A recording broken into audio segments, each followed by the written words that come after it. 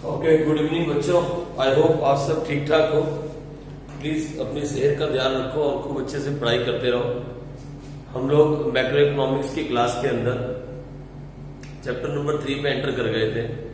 मैंने कहा था चैप्टर नंबर 3 में टोटल 9 टॉपिक है और 9 टॉपिक में से हमने पहला टॉपिक ऑलरेडी कर लिया था, जिसमें हमने शायद concept of factor income and transfer income के बारे में पढ़ा था। हमने कहा था फैक्टर इनकम वो इनकम होती है जहां पे दो लोग इन्वॉल्व हो, मतलब कुछ लेन देन होना चाहिए, इकोनॉमिक एक्टिविटी होनी चाहिए, प्रोडक्शन एक्टिविटी होनी चाहिए। और ट्रांसफर इनकम वो इनकम होती है जैसे कोई आपको गिफ्ट कर दे या आप किसी को गिफ्ट कर दो, दैट इज ट्रांसफर इनकम और ट्रांसफर पेमेंट। हम फैक्टर इनकम को और फैक्टर पेमेंट को तो नेशनल इनकम में इंक्लूड करते हैं, लेकिन ट्रांसफर इनकम को और ट्रांसफर पेमेंट को हम नेशनल इनकम में इंक्लूड नहीं करते, क्योंकि चैरिटी है, गिफ्ट है, स्कॉलरशिप है, इसे हम नेशनल इनकम में इंक्लूड नहीं करते। यहां तक की बात हमने की थी। उसके बाद हमने कहा था the concept of normal resident and non resident of a country. जब मैंने बात नॉर्मल रेजिडेंट की थी तो मुझे याद है हमने कहा था कोई भी आदमी किसी कंट्री का नॉर्मल रेजिडेंट हो सकता है अगर वो 2 कंडीशन फुलफिल कर दे। क्या? Number 1, he resides in that country for more than a year। अगर वो 1 साल से ज्यादा उस कंट्री में रह रहा है, हम इंडिया की बात कर रहे हैं बेसिकली। वैसे इंडिया में भी कोई आदमी 1 साल से ऊपर रह रहा हो तो वो नॉन रेजिडेंट नहीं माना जाता, ये बुक की बातें हैं, तो हमें ऐसे ही अभी पढ़ना है इसे। तो 1 साल से ज्यादा अगर वो इंडिया में रह रहा है, नंबर 1 कंडीशन। और नंबर 2 कंडीशन कि वो उसका इकोनॉमिक इंटरेस्ट यानी प्रोडक्शन, कंजम्पशन और इन्वेस्टमेंट, वो तीनों काम भी कहाँ है? इंडिया में ही है। The centre of economic interest also lies in the same country. हम उसे क्या मान लेंगे? अ normal resident of the country. फिर मैंने कहा था नॉन रेजिडेंट कौन होते हैं? वो are the non resident of a country. तो आओ हम यहां से स्टार्ट करते हैं। नॉन रेजिडेंट्स ऑफ इंडिया कौन से ऐसे लोग हैं जिन्हें हम नॉर्मल रेजिडेंट्स नहीं मानते, चाहे बेशक हमारे इंडिया में कई सालों से हैं? कौन से ऐसे लोग हैं? तो और जरा स्टार्ट करें, उन्हें हम नॉन रेजिडेंट क्यों कहते हैं। ये देखो, number 1, non resident of India होता क्या है? The following categories of institutions, जो नीचे लिखे हुए हैं, and persons are not treated, underline कर लो, आर बहुत इंपॉर्टेंट है ये, are not treated as the normal residents of the country in which they are situated or living, in which they are situated or living. It's because reason क्या है? They do not fulfill the criteria of center of economic interest। क्योंकि वो दूसरा criteria जो था ना, 2 criteria थे, एक रिसाइड्स इन द कंट्री और दूसरा सेंटर ऑफ इकोनॉमिक इंटरेस्ट। ये जो लोग हैं ना, ये हिंदुस्तान में कई टाइम से हैं, इनके ऑफिसेज हैं, इन्हें यहाँ 10 साल 20 साल भी हो चुके, फिर भी इन्हें हम नॉर्मल रेजिडेंट्स नहीं मानते। रीजन? बिकॉज ये दूसरा क्राइटेरिया फुलफिल नहीं करते, that is the main reason. तो कौन से वो लोग हैं, आओ जरा देखें फटाफट जल्दी से। नंबर 1, सबसे पहले international organisations like international monetary fund, IMF। International monetary fund का अगर कोई ऑफिस इंडिया में है, उसमें रहने वाले लोग, काम करने वाले लोग नॉर्मल रेजिडेंट्स नहीं माने जाएंगे ऑफ इंडिया। जो इंडियन उसमें काम करते हैं वो तो नॉर्मल रेजिडेंट्स ही होंगे, लेकिन जो बाहर के लोग उसमें काम करते हैं, चाहे उनका ऑफिस हमारे इंडिया में है, ऐसा आप मान लो कि IMF का ऑफिस अगर हमारे इंडिया में है और उसमें जो लोग काम करते हैं, जो लोग उस ऑफिस के अंदर काम कर रहे हैं, कौन से लोग? जो बाहर से आए हुए हैं, they will never be called as a normal residents of India, they will be called as a non resident of India. आई बात समझ में? तो ये लो जी, international organisations like IMF, like WHO, ये तो आप जानते हो कि आजकल इसका बहुत नाम चल रहा है, world health organisation, like UNO, united nation organisation. हर देश में UNO के ऑफिस होते हैं, उसमें कुछ बाहर के अमेरिकन होते हैं, कुछ दूसरे देशों के होते हैं, वो लोग वहां पे काम करते हैं। इंडिया में भी है, तो जो लोग उनमें काम कर रहे हैं, they will never be called as a normal resident of India. ये देखो यहां मैंने लिखा, however workers working in this organizations would be taken as a non-resident of India. Would be taken as a non-resident of India. ये हम किनके लिए बात कर रहे हैं मालूम है? बाहर के लोगों के लिए non-resident of India कहलाए जाएंगे जो लोग इनमें काम करेंगे। आगे आ जाओ, नंबर 2 पे देखें तो कौन से हैं? Tourist and foreign visitors visiting a country. कौन कौन लोग हैं? टूरिस्ट हैं और फॉरेन विजिटर्स हैं। Visiting a country for holiday, छुट्टियां बताने के लिए आए। मेडिकल ट्रीटमेंट, कभी कभी मेडिकल ट्रीटमेंट इतना लंबा चला जाता है कि 1 साल से ऊपर 2 साल से ऊपर चला गया। या फिर स्टडी, कुछ लोग स्टडी करने के लिए, पढ़ाई करने के लिए आते हैं। और स्पोर्ट्स, कुछ खेलने के लिए आए।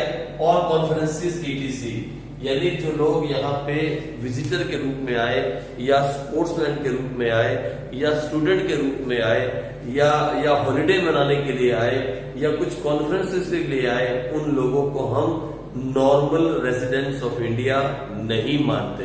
क्या मानते हैं?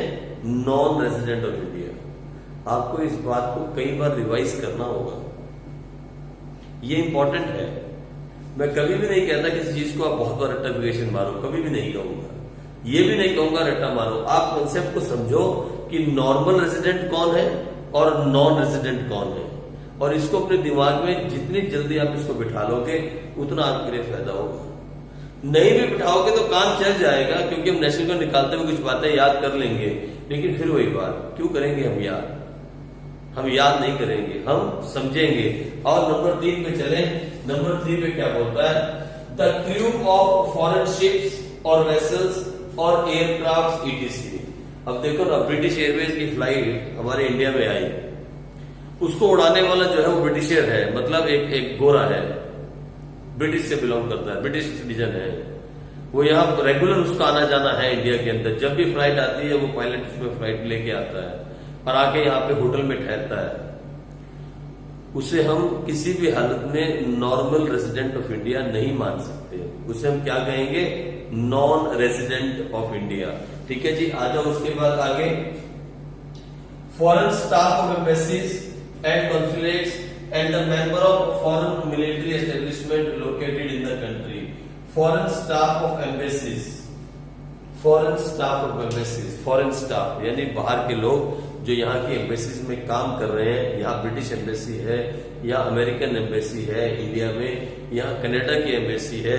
उनमें जो बाहर के लोग काम कर रहे हैं, they will never be called as a normal residents of India. चाहे उन्हें इंडिया में रहते हुए 5 साल हो गए, चाहे 10 साल हो गए, चाहे 15 साल से काम कर रहे हैं, they will never be called as a normal resident of India. They will be called non resident of India. ऐसे ही इंडियंस, अगर एक इंडियन बाहर अमेरिका के अंदर इंडियन एम्बेसी में जाके काम कर रहा है तो वो कभी भी नॉर्मल रेजिडेंट ऑफ अमेरिका नहीं माना जाएगा। वो क्या माना जाएगा? अ नॉर्मल रेजिडेंट ऑफ इंडिया। एक इंडियन जो युगांडा के अंदर इंडियन एम्बेसी में काम करता है और उसे वहां काम करते हुए 3 साल हो गए, 4 साल हो गए, वो कभी भी नॉर्मल रेजिडेंट ऑफ युगांडा नहीं बन सकता। वो क्या रहेगा? Normal resident of India. Same way एक अमेरिकन जो इंडिया में अमेरिकन एम्बेसी के अंदर पिछले 5 साल से जॉब कर रहा है, वो कभी भी नॉर्मल रेजिडेंट ऑफ इंडिया नहीं बनेगा। वो क्या रहेगा? Normal resident of America. आई बात समझ में? आ जाओ जी, आगे बढ़ते हैं। चलो ये भी हुआ, अब आगे चले। Workers from across the border वो cross border regularly to work in another country. देखो, जो बांग्लादेश बॉर्डर है, जो पाकिस्तान बॉर्डर है, नेपाल बॉर्डर है, इंडिया के आसपास जो बॉर्डर लगते हैं, कुछ लोग ऐसे हैं, रहते तो इंडिया में है, they are a normal resident of India, लेकिन काम करने के लिए उस तरफ चले जाते हैं, उनकी दुकान उस तरफ है या उनका बिजनेस उस तरफ है, फिर वापस इंडिया में आ जाते हैं। वो क्रॉस करते हैं border on a regular basis, या जॉब करने के लिए उस तरफ चले गए, फिर वापस इंडिया में आ गए। आई मेरी बात समझ? उन्हें हम क्या बोलते हैं? They will again be called the normal resident of India. क्या बोलेंगे उन्हें? Normal resident of India means non resident of India.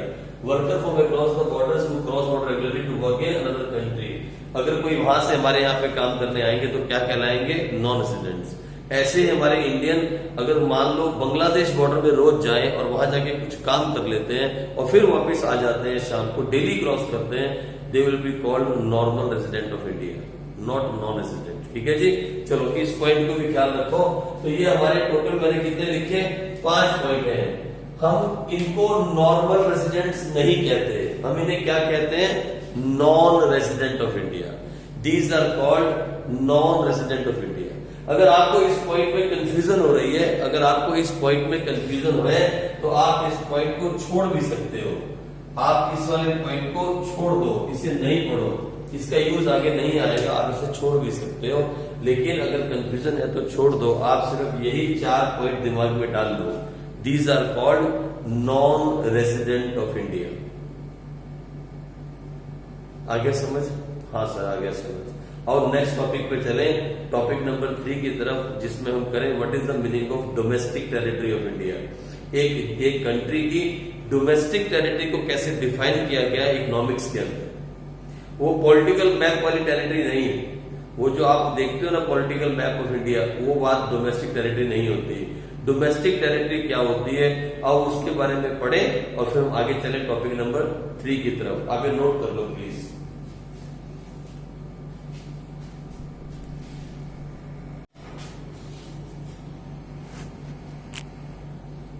लोग देखते हैं what is the domestic territory of a country. एक कंट्री की डोमेस्टिक टेरिटरी क्या होती है। देखो आज तक जब हम इकोनॉमिक्स की टेस्ट में नहीं गए थे आप लोग, तब तक आपके हिसाब से वो जो मैप आप भरते थे ना, 1-2 रुपए का मैप लेके, इंडियन पॉलिटिकल मैप, जहां पे बाउंड्री बना रखी होती थी, पॉलिटिकल बाउंड्री, वही आपके लिए डोमेस्टिक टेरिटरी ऑफ इंडिया थी। लेकिन इकोनॉमिक सेंस के अंदर इसका मीनिंग बहुत बड़ा है। हम किसे डोमेस्टिक टेरिटरी मानते हैं, जहां पे हमारे आदमी फ्रीली घूम सके। 3 चीजें फ्रीली घूम सके, क्या, person, goods and capital circulate freely. जहां कहीं भी हमारे देश के कैपिटल, पर्संस और गुड्स फ्रीली सर्कुलेट कर सकें, उसे हम डोमेस्टिक टेरिटरी ऑफ इंडिया मानते हैं। सर समझ में नहीं आया सर, आओ देखें जरा गौर से, what is the domestic territory of a country. क्योंकि हम इंडिया की बात कर रहे हैं, इंडियन इकोनॉमी के बारे में पढ़ रहे हैं, तो हम इंडिया की ही बात करते हैं। What is the domestic territory of India, कहां तक फैली है ये डोमेस्टिक टेरिटरी। आओ देखते हैं फटाफट क्या होता है। From layman point of view, मैं एक लाइन इसलिए पढ़ता हूं क्योंकि मेरी हैंडराइटिंग बहुत अच्छी है और आधे बच्चों को समझ में नहीं आती, इसलिए मैं एक पॉइंट पढ़ता हूं।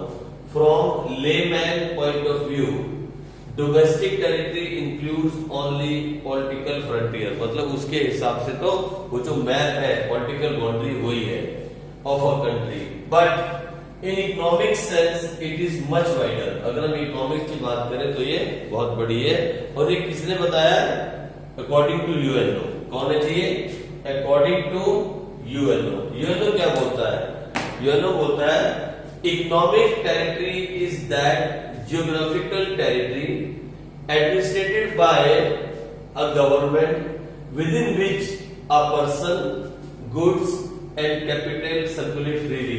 ये देखो यूएनओ कहता है इकोनॉमिक टेरिटरी, हम पढ़ रहे हैं डोमेस्टिक टेरिटरी, अरे डोमेस्टिक टेरिटरी को ही इकोनॉमिक टेरिटरी कहते हैं। आ जाओ, economic territory is that geographical territory administrated by, कौन एडमिनिस्ट्रेट कौन करता है, देखभाल कौन कर रहा है, by a government within which a person, goods and capital, ये 3 चीजें क्या कर सके, सर्कुलेट फ्रीली, आराम से घूम सके। फॉर एग्जाम्पल मैं आपको एक बात बताता हूं, Indian embassy in America, Indian embassy है अमेरिका के अंदर, वहां इंडियन को आने जाने की छूट है, वहां इंडियन चीजें आ जा सकती हैं, इंडियन भी आ जा सकता है, कोई उसको रोकेगा टोकेगा नहीं, क्योंकि वो इंडियन एम्बेसी में जा रहा और आ रहा है। लेकिन अगर अमेरिकन एम्बेसी में किसी इंडियन को जाना होगा तो उससे बहुत सारी प्रॉब्लम्स आएंगी, बहुत सारी चीजें फेस करनी पड़ेंगी। He can not move freely in American embassy, but he can move freely in Indian embassy which is based in America. America के अंदर ही हमारे पास क्या है, इंडियन एम्बेसी है, और अमेरिका के अंदर ही मान लो हमारे पास ब्रिटिश एम्बेसी है, 2 एम्बेसीज हैं। एक इंडियन को इंडियन एम्बेसी में आने जाने के लिए बिल्कुल छूट है। वो आ सकता है, जा सकता है, बात कर सकता है, सब कुछ कर सकता है, अपनी प्रॉब्लम का सोल्यूशन ढूंढ सकता है, क्योंकि वो इंडियन एम्बेसी जो अमेरिका में है, it is a domestic territory of India, it is administrated by an Indian government. तो वो मैप मत देखो, वो पॉलिटिकल मैप को भी भूल जाओ। वो पॉलिटिकल बाउंड्री की बात नहीं हो रही 2 रुपए वाले मैप की जो हम भरते थे। नहीं नहीं नहीं, भारत का नक्शा नहीं देखो, हम बात कर रहे हैं डोमेस्टिक टेरिटरी की, और इसी को क्या बोलते हैं हम, इकोनॉमिक टेरिटरी को, जहां 3 चीजें फ्रीली सर्कुलेट कर सके। कौन सी 3 चीजें? एक तो पर्सन, एक गुड्स और एक कैपिटल। ये 3 चीजें फ्रीली सर्कुलेट करें, और जिसे कौन एडमिनिस्ट्रेट करे? Government, administrated by a government. कौन सी government? Government of India, government of India. Indian airlines का जहाज, इंडियन एयरलाइंस किसकी है? सर, इंडियन गवर्नमेंट की। इंडियन एयरलाइन का जहाज जो कि दुबई से फ्लाइट लेता है और अमेरिका तक जाता है, अमेरिका तक, दुबई से अमेरिका या दुबई से कनाडा जाता है, वो भी इंडियन डोमेस्टिक टेरिटरी में होगा। सर, वो इंडिया में तो आता ही नहीं सर, लेकिन उसको एडमिनिस्ट्रेशन कौन करता है? उसकी देखभाल कौन कर रहा है? उसमें कौन से लोग काम कर रहे हैं? Sir, Indian government. तो वो भी इंडियन डोमेस्टिक टेरिटरी में माना जाएगा। ये डोमेस्टिक टेरिटरी, ये नॉर्मल रेसिडेंट और ये नॉन रेसिडेंट, ये टॉपिक बहुत इंपॉर्टेंट है, इसलिए मैं इनको बहुत जल्दी जल्दी में नहीं करा रहा हूं। इन्हें कम से कम 10 बार आप रिवाइज कर लेना, तभी मैं अगले टॉपिक पे जाऊंगा, क्योंकि जो नेक्स्ट टॉपिक है वही अब इस पूरे चैप्टर की जड़ है, domestic income and national income. उस पे जाने से पहले ये वर्ड्स आपके दिमाग में बिल्कुल क्लियर होने चाहिए कि नॉर्मल रेजिडेंट कौन है, नॉन रेजिडेंट कौन है, डोमेस्टिक टेरिटरी क्या होती है। क्योंकि जब मैं डेफिनेशन लिखूंगा ना डोमेस्टिक इनकम की और नेशनल इनकम की, तो आपके दिमाग में सारी बातें क्लियर होनी चाहिए। भागना मकसद नहीं है बेटे, समझना मकसद है, और समझना पड़ गया, अगर समझ के पढ़ोगे ना थोड़ा टाइम लगेगा। तो इंडियन एरोप्लेन, इंडियन एयरलाइंस का एरोप्लेन जो दुबई से कनाडा या दुबई से अमेरिका जाता है, दुबई से ऑपरेट कर रहा है, दुबई से कनाडा जा रहा है, दुबई से अमेरिका जा रहा है, दुबई से ब्रिटेन जा रहा है, वो भी इंडियन डोमेस्टिक टेरिटरी के अंदर होगा। इंडियन शिप्स, बड़े बड़े जहाज, समुद्री जहाज जो इंडिया से अलग अलग कंट्रियों में घूम रहे हैं, सामान लेके आ रहे हैं, सामान लेके जा रहे हैं, वो भी सारे के सारे इंडियन डोमेस्टिक टेरिटरी के अंदर आते हैं। क्योंकि डोमेस्टिक टेरिटरी को ही हम क्या बोलते हैं? Economic territory. और ये किसने डिफाइन किया है? According to UNO. यूएनओ मतलब United nation Organisation. United Nations Organisation ने डिफाइन किया है कि इकोनॉमिक टेरिटरी वो टेरिटरी है which is administrated by a government and where a person, goods and capital can circulate freely, घूम सकते हैं मजे के साथ। उसे क्या कहा गया? The domestic territory of a country। और क्या कहा गया? The economic territory of a country। और देख लेते हैं एग्जाम्पल क्या क्या है, इधर देखो। Therefore, the scope of economic territory also called domestic territory। ठीक है जी। Therefore, the scope of economic territory, also called domestic territory of a country, is defined to include and exclude the following। ये चीजें include और exclude करनी है। include ये सारा कुछ, और देखिए क्या है, A पे क्या है? all political frontiers including territorial water and air space, यानी जल सीमा, थल सीमा और पानी के अंदर जहां कहीं भी सीमा है, जो कहीं भी हमारी बाउंड्रीज हैं, वो तो हमारी डोमेस्टिक टेरिटरी में आती ही है। पहला पॉइंट तो आपको समझ में आता होगा। ठीक है जी, आ जाओ आगे। उसके बाद नंबर 2, एम्बेसीज और consulates and military establishments of a country located in abroad, यानी इंडियन एम्बेसी जो बाहर है, या इंडियन कंसुलेट्स जो बाहर है, या इंडियन मिलिट्री का एस्टेब्लिशमेंट जो बाहर है, जैसे नेपाल में है, भूटान में है ना, मालदीव में है, वहां बहुत जगह पे है। तो फॉर एग्जाम्पल क्या बोला गया? Indian embassy in America is a part of domestic territory of India. बात को समझ जाओ। Indian embassy in America is a part of domestic territory of India. Clear हो गया? इसी के साथ मैंने एक और एग्जाम्पल दिया, American embassy in India is a part of, sir domestic territory of America is a part of domestic territory of America. अगर इंडियन एम्बेसी है और अमेरिका में है तो वो इंडियन डोमेस्टिक टेरिटरी के अंदर आती है, क्योंकि that is governed bye, that is administrated by Indian government. तो अमेरिकन एम्बेसी जो इंडिया में है, जो अमेरिकन एम्बेसी इंडिया में है, वो किसकी डोमेस्टिक टेरिटरी में आएगी? अमेरिका की। हमारी डोमेस्टिक टेरिटरी में नहीं आती। ठीक है जी, आ जाओ आगे। Ships and aircraft operated by the residents of a country with in different parts of the world. ठीक है जी, क्या है? Ships and aircraft operated by the residents of a country with in different parts of the world. मैंने कहा ना कि आपको ये देखो, इंडियन एयरलाइंस कौन है? Indian airlines operating, Indian airlines operating between Dubai and America is a part of domestic territory of India. Sir वो इंडिया में तो आ ही नहीं रहा सर जहाज, वो तो सब दुबई से अमेरिका जा रहा है, दुबई से कनाडा जा रहा है, वो हमारी डोमेस्टिक टेरिटरी में कैसे आ गया? फिर डेफिनेशन को पढ़ना। जब आपके दिमाग में शक आए, डेफिनेशन को पढ़ो, 10 बार रिवाइज करना ये टॉपिक नंबर 2 और 3 को। 1 तो चलो आप कर लेना 1-2 बार रिवाइज, फैक्टर पेमेंट और ट्रांसफर पेमेंट वाला, और फैक्टर इनकम और ट्रांसफर इनकम वाला। लेकिन ये टॉपिक नंबर 2 और 3 को मेरी बात मानो, कम से कम 10 बार रिवाइज करना। फिर डाउट आए फिर मुझसे पूछना, उसके बाद हम आगे चलेंगे डोमेस्टिक इनकम और नेशनल इनकम की तरफ। आ जाओ फटाफट। तो ships and aircraft operated by the residents of a country with in different parts of the world, Indian airlines operating between Dubai and America is a part of domestic territory of India. इसके साथ ही मैंने reverse example भी दिया है, क्या? British airline operating between Uganda and India is a part of domestic territory of Britain. Domestic territory of Britain. British airline का जहाज है, युगांडा से पैसेंजर्स को उठाता है, इंडिया लेके आता है, इंडिया से लेके जाता है, युगांडा छोड़ आता है, ब्रिटिश में नहीं जाता है, ब्रिटेन नहीं जाता, लेकिन वो किसका पार्ट है? Domestic territory of Britain. ठीक है जी, आ जाओ आगे चलते हैं। Oil and gas rigs, floating platforms, fishing vessels operating by resident of a country in the international water. बाहर के देश के पानी की सीमाओं में कहीं भी जहां पे तेल के भंडार हैं, गैस के भंडार हैं, या फिशिंग वेसल्स हैं which is operated by resident of a country, मतलब द गवर्नमेंट, वो सारे के सारे क्या है? They are the domestic territory of India. अधिकार मिला हुआ है हमें अधिकार मिला है कि हम नेपाल में जाके तेल ढूंढे। अब हिंदुस्तान गवर्नमेंट नेपाल में जाके अगर तेल ढूंढती है, वहां पे बहुत बड़ा सेटअप लगाती है, तो वो नेपाल गवर्नमेंट के अंडर नहीं है। It is the part of domestic territory of India. अगर हमने अपना एक मिलिट्री बेस बनाया पाकिस्तान को हराने के लिए, मान लो भूटान की तरफ या नेपाल की तरफ, तो वो नेपाल की गवर्नमेंट के अंडर नहीं आता। It is the part of domestic territory of India. ये बात आपको अच्छे से समझनी है, अच्छे से इस बात को आपको रिवाइज करना है। लिख लिख के रिवाइज करो, 10 बार रिवाइज करो, 5 बार रिवाइज करो, ताकि आपके दिमाग में बैठ जाए।